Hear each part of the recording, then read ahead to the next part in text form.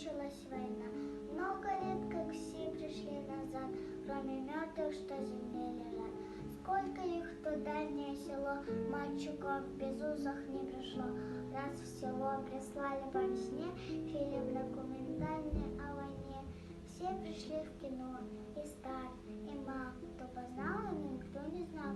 Перед горькой памятью людской разливалась ненависть рекой. Трудно это было вспоминать. Вдруг с экрана сын взглянул на мать. Мать узнала сына в тот же миг, и пронесся материнский крик. Алексей, Алешенька, сынок, словно сын ее услышать мог. Он рванулся и с траншеи в бой. Стала мать прикрыть его собой. Все боялась, вдруг он упадет.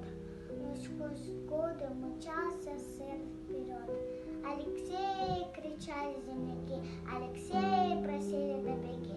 Кадр сменился, сын остался жить.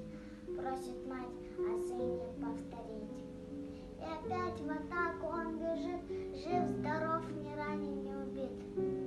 Алексей, Алешенька, сынок, словно сын ее услышать мог.